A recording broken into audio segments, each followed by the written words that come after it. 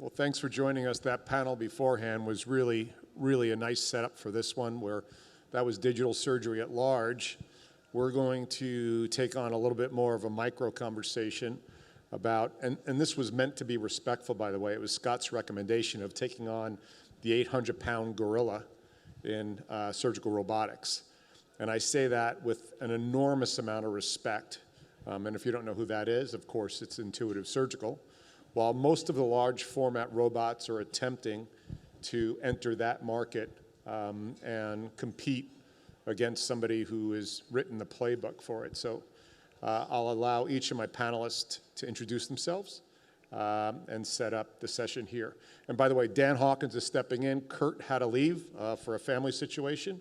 So the addition of Dan is pretty profound when you understand what his background was and his connection also in digital surgery. So, Rachel, if you would. Rachel Van Stratton. I'm part of J&J and focused on our robotics, digital solutions, and advanced imaging programs. Adam Sachs. I'm the founding CEO of Vicarious Surgical. John Ma, founder and CEO of Ronovo Surgical. Daniel Hawkins, started my evolution in robotic surgery as one of the first guys at Intuitive, and now I'm in a different part of the spectrum of digital enablement in the OR. So let's jump into it. Scott's given us 45 minutes. I could potentially talk about this all day, but let's start right out of the gate. And Adam, I'll start with you. Why are there only one of two soft tissue robotic companies cleared in the US that are dominating the market? And what's going to be different about your platform? That's a lot of questions, I think, all in one. So, why is Intuitive dominating the market? I think that there's a whole bunch. All right, so let's start at the top, and then maybe I'll pass it off to a few other people to pick up here. Intellectual property is kind of one of the original answers to that. I mean, Intuitive had a really strong IP portfolio. A lot of their original inventions and patents are from, even as early as the late 80s. Most of them probably early 90s. So, we're off patent for most things, and that's why there's a lot of us on stage here having this conversation. I'd say that's the beginning of the answer, but it really comes down to value. Right? If you look at what Intuitive's done over the last 20, 25 years, I think they've proven the value of surgical robotics, but it was a hell of a road to do that. They have, it was a real slog in the beginning, and there was actually a lot of adventure trying to find where that value was. And frankly, we're pretty thankful that they did that, and that we actually get to be the second mover in this space and don't have to spend 25 years building out the market, understanding the details of the market, proving to surgeons that there is additional value in providing an interface and putting a computer between them and their patients. So I'd say that's the top couple things that come to mind. What did I miss, guys? Dan? I think back to the early days of Intuitive. And robotics was scary. It was scary as hell, frankly. The very first time I mentioned surgical robotics in an operating theater, I was observing an open chest 5-vessel bypass. And I was proposing to put a robot between the surgeon and the LAD. It's a bad idea, according to that surgeon. So much so he got angry at me, told me to get out of the OR, threw a scalpel at me. That was my welcome to robotics, right? So you start there, and then you evolve, and you recognize that surgeon is actually the second one to purchase a Da Vinci. So there's an evolution that happens within all of that.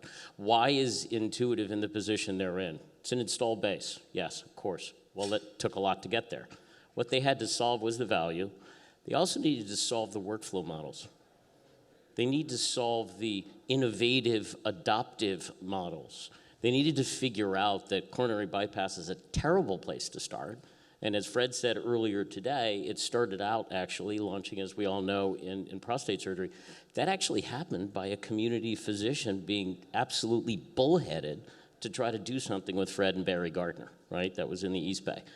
Well, that ended up being then a distribution problem, right? So the 800-pound gorilla not only has a technology advance, they not only have an installed base advance, I'm sure we'll get to the ecosystem that's involved there, but they've figured out the processes. commercial processes to get all this done. And, right, you're going through it right now. What does it look like to launch into that world? It is a giant, giant problem. John? Yeah, I think I was fortunate to spend some of my years with Intuitive Surgical. I think the emphasis on the value of the technology is a huge differentiator, very consistent. Throughout the span of 20 years, they only introduced 4 generations of the systems, and very carefully introduced. The other thing that I observed is the desire, very strong desire in working with clinicians very closely. So any given time, if you had the opportunity to visit the Sunnyvale headquarters, that you'll see like a 1620 base that filled with surgeons, and helping surgeon to realize the value that system can offer. That the base filled with animal trials and surgeons from around the world. They're working with the technicians and the engineers on site, so that they developed their own skills and own ways of doing surgery. Those are like the surgical card, developed by Intuitive, but the skills is perfectized by the surgeon. So I think the emphasis on the clinical value is really a huge differentiator, that they are very close to the surgeons. Rachel? I mean, I think they've said it very well, right? All of the top points, the continued footprint, the clinical value, and them paving the way, right? We have a ton of examples. It's almost like an HBS case, right? Harvard Business School case sitting right in front of you as to how did this work? Where did they make the mistakes along the way that we all maybe don't have to make, that we can learn from, and then determine also, is there an area of differentiation? Where can you be differentiated, or where can you make a difference? And I think not being the first always does help in those regards, because you have those opportunities to step back and take a look, and where did they have missteps, or not even missteps, but they ended up being a fast failure, but it was actually a success. And so how do you incorporate that into what you're building and doing today? Yeah, I think if I can even just build on, I think, what you guys are working on, sometimes it's not even what are their missteps, it's what choices have they made that leave other opportunity. And, I think different markets being a fantastic example of that. In regards to that, and you set this up perfectly, the best defense for maintaining market share is good offense. And Intuitive spends this year, I think, about $870 million in R&D. And next year, I think Gary said in the recent release, is almost $1 billion. Now, some of that's going to be the supply chain and owning some of that, which I think is brilliant. But product innovation, how are we, or do we even bother, and I'll start with you, Rachel, do we even bother trying to overcompete or compete with Intuitive, with them being one mission, one focus, and their R&D dollars spent directly where we're trying to break into the market? I mean, you can't compete with that, right? When you already have the footprint, and then you're putting that kind of dollars and money into R&D. I think that your focus has to continue to just be on your customers, and what is it that your customers are either missing, are needing, or that you are already able to provide, but can do that now in a robotics framework. So John, where are you looking at these gaps right now, opportunities, if you will, not necessarily gaps, but opportunities? Yeah, I think before we talk about competition, we really need to talk about segmentation. We can't make a general comment about compete against, Intuitive Surgical. I think segmentation is important, particularly in international region, whether this is a urology or whether this is a general surgery. Segmentation, if this is only used in tertiary hospital or it is used in secondary hospital. So these are important differentiations, and I think if you look from that perspective, it completely opens the landscape of a possibility that offer alternatives to the hospitals, to the surgeons, and ultimately to the patients. Interesting numbers on that. So you can say Intuitive, we've heard the argument, they've had the market for 20 years, they've only got 5% penetration. So with that in mind, when you look at 7,500 systems as of December 31st, and last year they did 1.9 million procedures, that's 0.65 procedures per day. So there's not that much saturation of the market. So Dan, what do you think about when you consider those numbers? So, you know, I had a unique role when I was at Intuitive. I was asked to write the management description of the business part of the S1. Really bizarre thing. Lonnie said, here's a project, take a wing ahead, I need a draft. So I ended up looking at 30 different procedure categories. And we ran estimations, where are we gonna end up, right? I was wrong by move the decimal point, divide by 5, right? It was bad. It was really bad. It was horrifically wrong. The stats you just described really talk about, to me, the clinical enablement of robotics enables a differentiation enough that creates a causality to acquire.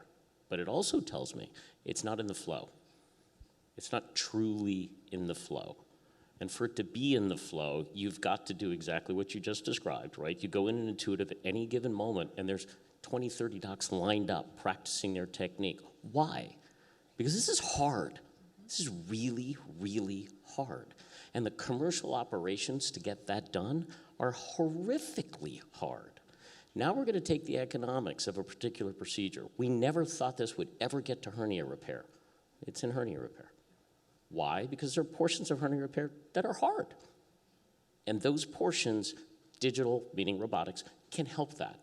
But the bread and butter hernia repair probably will never happen, right? So there's some segmentation that happens within category in that fashion. So I do think that we've got lots and lots of opportunity, but I'm not a believer that it'll be 90% robotic in the ultimate end of the world here. I do believe that there's going to be portions that will end up getting cleaved off because of clinical need outweighs every other factor on board. And you need that robot to be able to do that procedure because you can't do it with your hands, but you might only have 3 a week, right? But there's enough reason that it causes you to spend $1 million or whatever it is for the robot. Can I push back on something there? Yeah, please. That's why you're here, Adam. Keep it chippy, man. So I totally agree.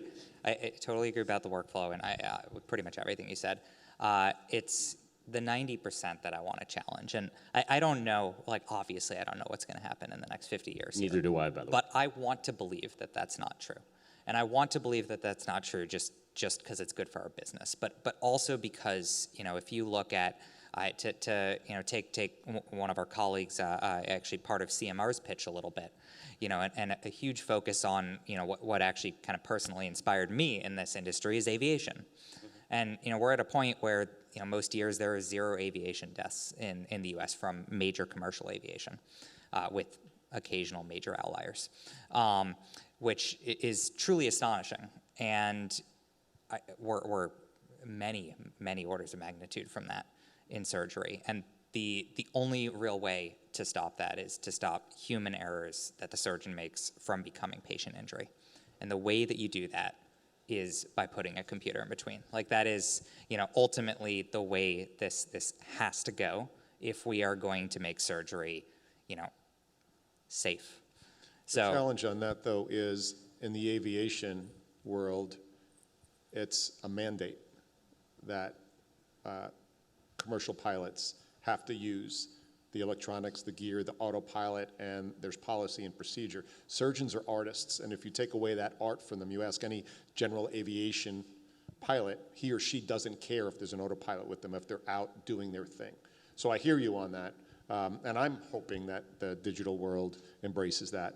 But I think we've got to have a bigger strategy than hope on that. Oh, we certainly have a bigger strategy than hope. I think most people here do. But I think if you asked a pilot even 25 years ago, they would have strongly disagreed with that statement. You know, there was a huge debate in the 90s over autopilots and automation in planes. And it is, you know, frankly, Airbus winning that debate that has led to the aviation world that we're in today. Yeah. Okay, so I have a question. We've talked about major investments here. We've talked about 20 base surgical centers. The medical device world, until digital, has been accustomed to an enormous R&D spend up until we get cleared or approved by the FDA. And after that, the R&D investment falls off precipitously. It's the opposite in surgical robotics, especially a large format tissue surgical robotic. Are the large strategics committed to this, because the margins change dramatically on how you're making your money today on the analog side? And that's a cultural mindset that Gary has set up there and CMR has set up. So what happens to these 100 soft tissue robots under development right now? If you don't have a buyer, that's one of 3 or 4 major strategics out there. And are the major strategics prepared culturally to change the mindset? And I'll start with you for obvious reasons, Rachel. So I think that if you look at J&J from at least an investment perspective, or being willing to invest in R&D, our R&D every year is pretty substantial. I think, in all truthfulness, I think that some of the investment is obviously going to continue, but also some of that investment has to also be focused on the selling and the commercial aspects of it, right? You cannot discount Totally agree with you. Intuitive's work that they did around the commercial expansion and the ability to succeed at that and service the customers. You'll hear at times, oh, you know, we're not happy with Intuitive, their customer service this or that, and trying to make sure that, again, it's not that we're trying to avoid their missteps, it's trying to make sure that are we still continuing to meet the customer service expectations that J&J already has put out there for our customers. So, yes. You know, one of the things I think about when I consider that, if you rewind the tape to the earliest days of medical devices, we created the problem. Yeah. Okay, so we trained our customers, being the surgeons, Joe, to expect us to be there. And then we glom on a new technology and they expect us to be there more. And we glom on a new one and then we put in digital, oh, forget it. Now you really have to be there. So on a panel earlier today, I was on with Fred Mall. He talked about Mako Surgical, right? That was an independent public company until they couldn't make the commercial model work because they needed to have a body in the room every time to operate the Mako robot. And you know the problem they had? Their revenue was the robot. It wasn't the recurring on a procedure. So they ended up having to sell to Stryker. And what Robert Cohen and Kevin Lobo did over at Stryker with that is they married implants to the robot. Now you've got something to offset the expense of that, right? You guys are doing it with Velis. It's a beautiful thing, absolutely beautiful thing. But that commercial model has to be solved. The training has to be solved. But to your point, Joe, about R&D, for me, yes, it has to be a decision that you're going to continue to evolve the robot. But what Intuitive did that I think was brilliant is they changed the game from being just a robot. It's now an ecosystem around the robot, right? So if you're going to try to pull a customer, and this is a challenge, you're going to face it, Medtronic's going to face it, every other company that's trying to compete directly is going to face it. If you're going to break that standardization of usage, who here has an iPhone? If you got an iPhone in your pocket and I tell you I've got an Android for you, you're going to go, ooh, wait, ooh, itch. If you've got an Android and I have an iPhone, it's the exact same thing. Standardization's happened. So you're going to have to break that. Well, Intuitive did a great job of putting an ecosystem around the robot. So it's not just the technology of the robot anymore.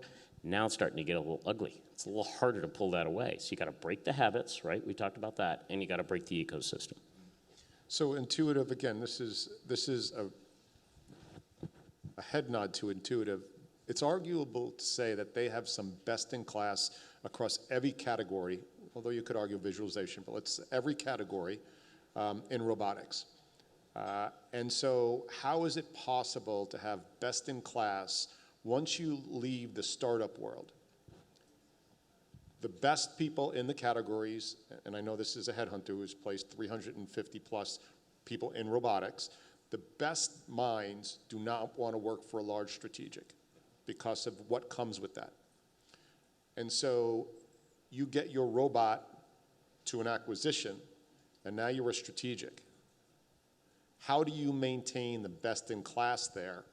Or is there another possible model, a JV or an aggregator, which maybe J&J and Medtronic become an aggregator of robots, not a creator, and allow those to remain like Ronovo, right, like Vicarious, standalone organizations like we believe J&J may do with Biosense Webster, as well as with Abiomed, because you can't kill that innovation. Are you able to have best in class?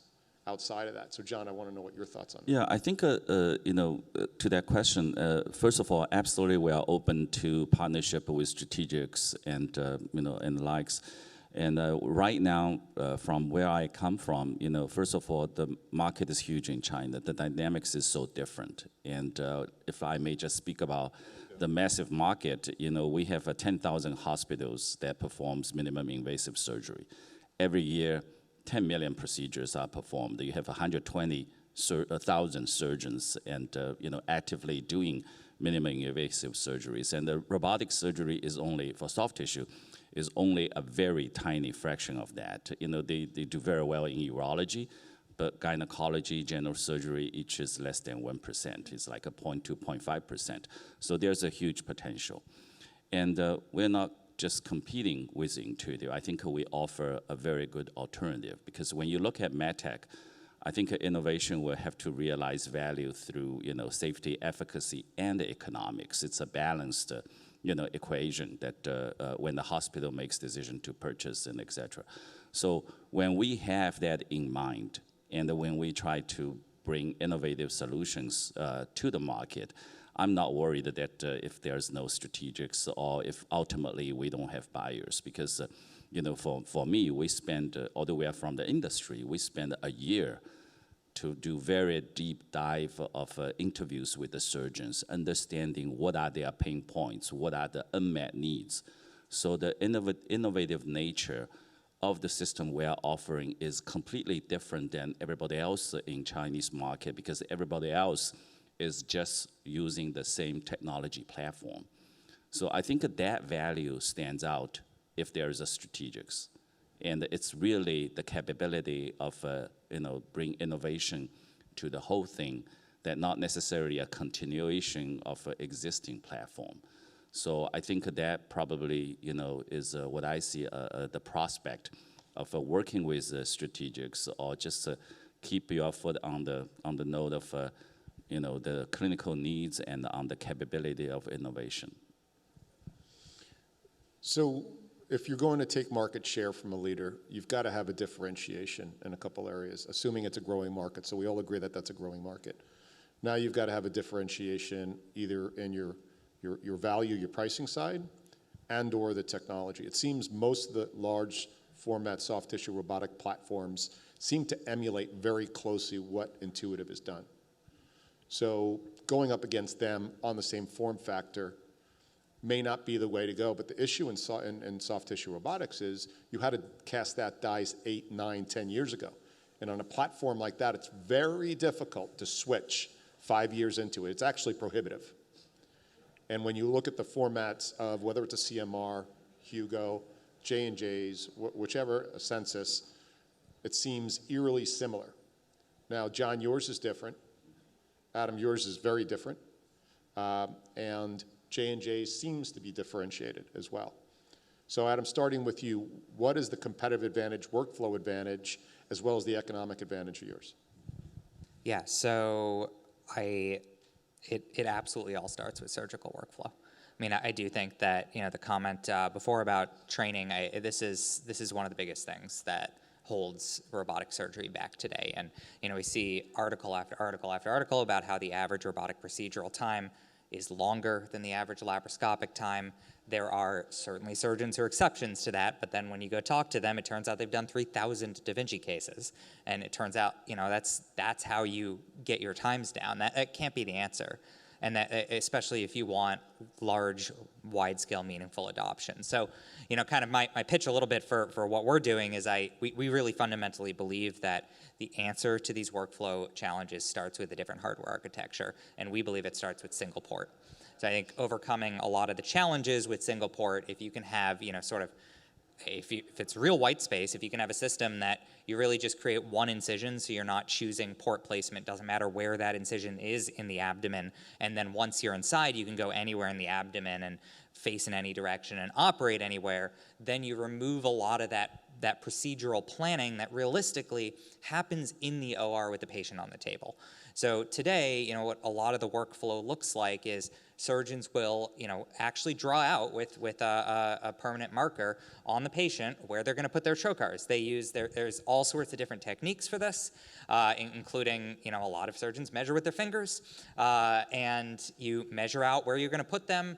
You make your incisions, you put in the trocars. Often, especially when surgeons are at, case 50 and not 500 or 5,000, they're doing them one at a time. Put the camera in, look at where the target anatomy is, put one instrument in, see if you get good motion, because all of the motion pivots about the abdominal wall and about that incision site. So that was a very long way of saying that, what we're intending to do differently is different architecture that fundamentally removes these workflow challenges, and then build all of the software, or really the sensing and then the software on top of that. John? Yeah, you mentioned that the difference, and it's important to speak about why we are different. And now coming back to the title of the panel, the 800-pound gorilla, if it's expression, it's okay, but actually, accurately, it's 800 kilo, so it's 1,800 pounds. And so the system is really big, it is heavy, it is expensive. And these are the things that, from hospital perspective, they have to consider. I mean, you mentioned the important fact that it's utilized in the US less than one procedure a day. Some of the hospitals can handle that. In China, for example, if an operating room occupied by 800 pounds equipment that is only used once per day, that's underutilization of the operating room. Because you know how procedures are performed, how many procedures performed in a typical operating room, 5 to 6 procedures a day. So that is, you can work out the economics behind it. So why we are different? Because you look at the perspective, it's too big, it's too heavy, it takes too much space, it takes too long to learn. And that's why we come up with the concept of being modular. So it's not trying to be different, so we're different. It's that providing value to the surgeons. And by being modular, you offer more space to the surgeon, to the assistant, etc. And on top of that, it's completely configurable. That's very important for the surgeon because the surgeon get to choose. We want to use 3-arm system, 4-arm system. Why we do that? Because when we interview the surgeon, Chinese surgeons are telling me 90% of the time, they only use 3 arms out of the 4 arms in the Da Vinci system. 3 arms meaning the camera plus 2 plus arms. 2 instrument arms. And why they only use 3? It's not just to save money, because the many procedures they perform that cause the arm collision. It's a distraction. So that's why we said that we need to be configurable. And also we need to reduce cost. So that's why we come up with the idea that instrument that we continue to allow surgeon to use conventional laparoscopic instrument, the straight stick instrument. To many people, it doesn't make any sense. You can't make money out of that. But if you get the surgeon to use the system, you will ultimately make money. But then the benefit that you can pass to the patient is huge. So that's why we have this concept of adapter that will hold the straight stick instrument for simple surgical tasks. When it comes to cutting, suturing, that you have a wristed articulate instrument that you can use on the system. So these are the things that not simply try to be different so we're different, but it's all serve clinical economic value to either surgeon or the patients. And it's interesting, that format. We're seeing that with Moon. We're seeing that with Distal, where it's giving the options as well as Ronovo. So going to J&J here, you're sitting awful close to the hot seat. You've integrated or attempted to integrate a number of platforms. Verb Surgical, Auris had a soft tissue robotic surgery running alongside the Monarch platform. And those are architectures. I was there when it was Warren Robotics in the early days. How are you managing that, and is it considerably different than the current value prop that Intuitive has?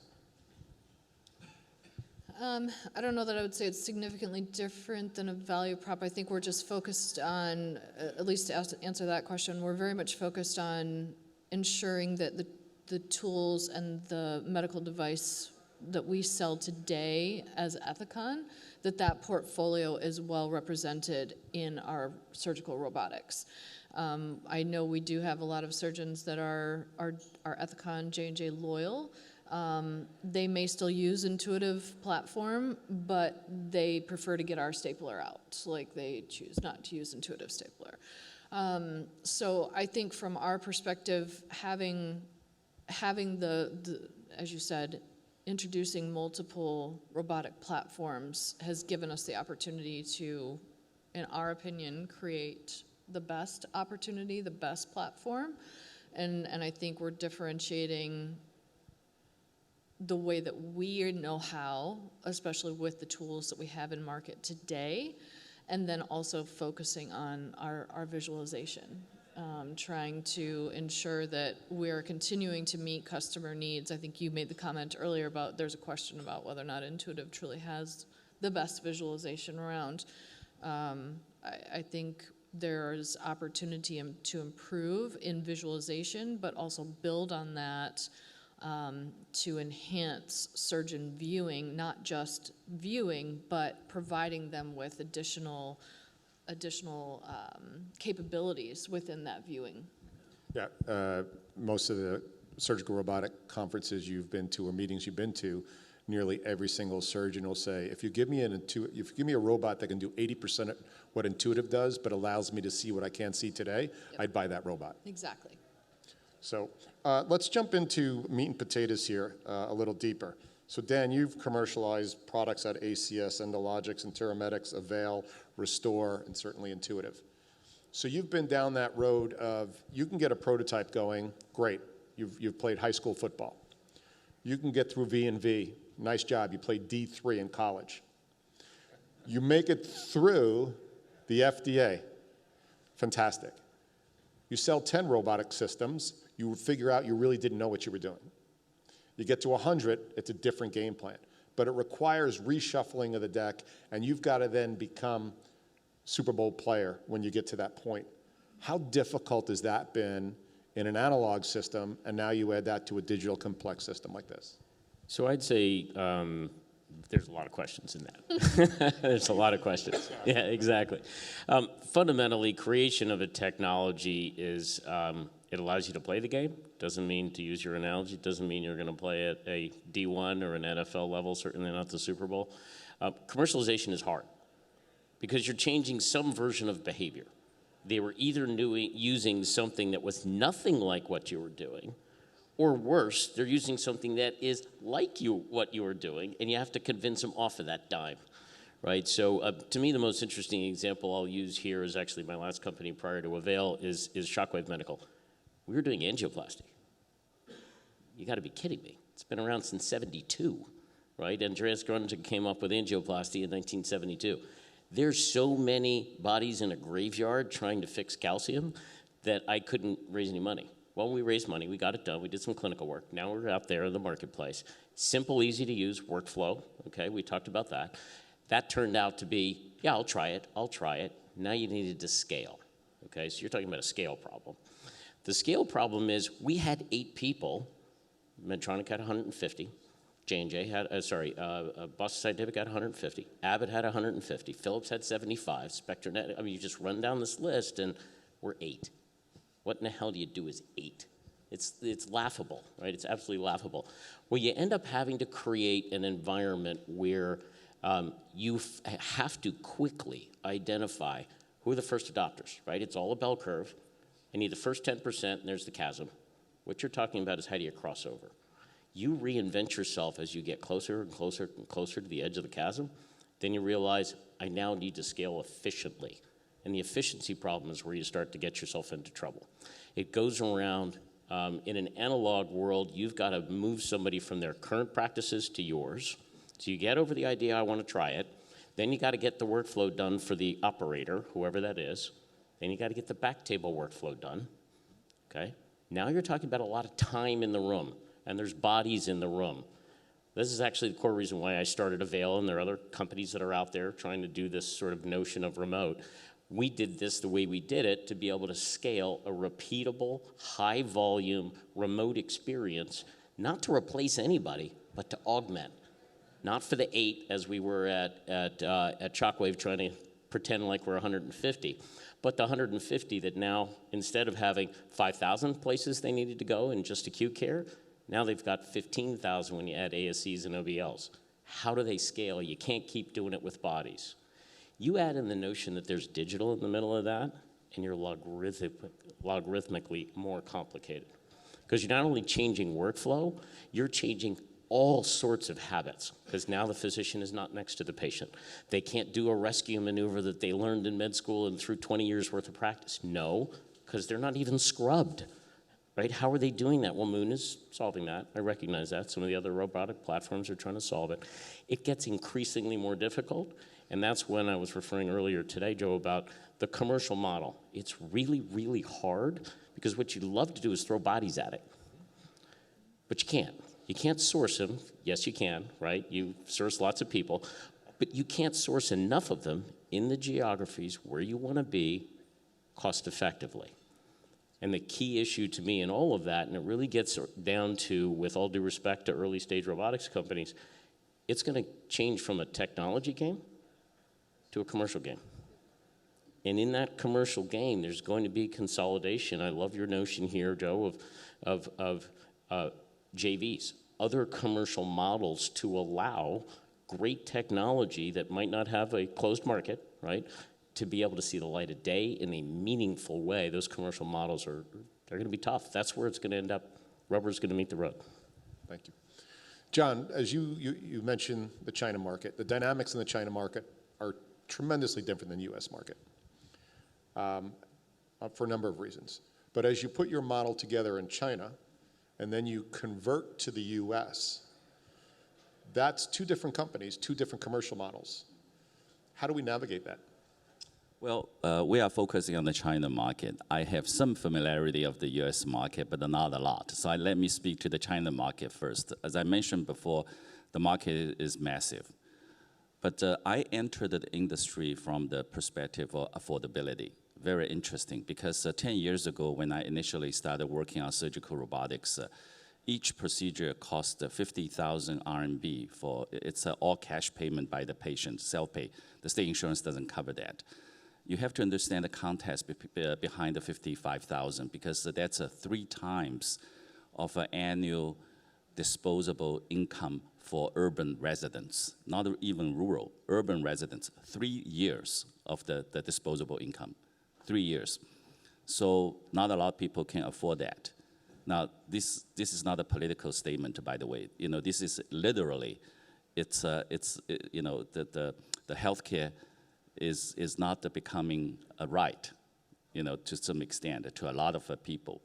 So I think, you know, I entered the space and realizing that it cannot be a privilege, that we need to work on the affordability. So from technology perspective, and you know, I mean, Intuitive did a lot of great things and improved the utilization a lot, but still there are a lot of room for us to do. And that's why this company, Ronovo Surgical, existed. Speaking of the commercial aspect, it is tough because the payer system is different, the policy is different, and the hospital procurement very different, and you have to work on the economics as well, as I mentioned before. So it's totally different than the payer system in the US. So I think the way that we approach that is fortunately that we are seeing the big trend of, you know, for countries like China, emphasis on the DRG. What that means is whoever is more cost competitive, whoever is comparable in clinical outcome, that you will have a certain advantage. So what we're sticking to that value proposition is from technology perspective that we bring very solid clinical outcome, but in terms of affordability, that the business model, you have to keep that in mind. So maybe, and I think you know that we work with a lot of technology clinical advisors from outside of China. That's how we, you know, we're moving so fast in 3 years that we are ready for human clinical trial. And I always say disease is a disease. The prostatectomy is going to be the same. Maybe different surgeons perform differently. But however, I think you know, the technology, if can solve the problem clinically in China, that we believe that you know, it shouldn't be, it should be boundaryless. and essentially that they can travel outside of China to the other countries as well. But I can't speak how we can sell in the U.S. because, you know, I mean, the payer system and distribution may be very different. All right, so we've got a little under a minute left here. I want to go down starting with you, Rachel. The last 5 years, we have a record of what Intuitive has done incredibly well. We'll start and end with Intuitive. What does the model look like going to market for large format soft tissue robotic platforms moving forward? I sort of threw one out. Does Medtronic, Stryker, J&J become aggregators to keep best in class, or is it all going to be a vertical and the large strategics who are not digital natives try and pull it off themselves? I mean, I think we're always going to be our individual selves, right? You're always going to have the Medtronics, the J&Js, the Intuitives of the world. So I don't see that changing. And so I think it's how do you coexist? Because to your point, the volume and the numbers are very, very small. There is more share to be had. And how do we continue to coexist? And I think wait and see, we'll soon find out. Adam? I think it's like not a great answer, but it really depends on the specific company, the technology, the market they're in. Just to touch for a second on what you were saying, you know, different markets have different needs, have different surgeons that are influential and drive purchases and within different specialties have, you know, it's an incredibly complex map of a problem. And that means that each one of these is going to be a different result based on the specific market, the specific price point. I actually thought that's where you were going was, you know, like lease versus sell, the specific, you know, procedures that they're targeting, the tool set and the margins behind the tool set that each of the strategics has. It's such a deep web, but within that web provides a ton of opportunity because there are so many different options with a relatively small total penetration. John? Yeah, I'm just so super excited, very, very happy after 20 years that this is the point of time that we can be potentially disruptive. We can potentially transform in the market. There are so many players in there. I think ultimately the competition is going to bring value to the patients, and I'm so happy for that. Dan, bring us home. So I'm not sure this is going to be a popular answer. Sorry, I'm going to own it. I think the commercial footprint requirements are going to dictate that there's less than 5 that will ultimately end up bringing the robots to market. There will be dozens, if not 50 plus more robots that are going to come out. But at the end of the day, the technology will get created by incredibly smart clinical and engineering folks. There'll be in-house teams that'll do it. There'll be third-party teams with great expertise that create the actual technologies on behalf of these companies. There's a great one based out of the UK called Sagentia. They do a phenomenal job, right? So you take a look at that kind of capability and answer your earlier question, where does large medtech find the innovation? How do they keep it going? I personally think it's a third-party solution. But after you've created that technology to actually bring it to market, it's going to be less than 5. It's going to be aggregated because they're going to figure out the workflows. Well, thank you all for attending. Please, round of applause for the panelists.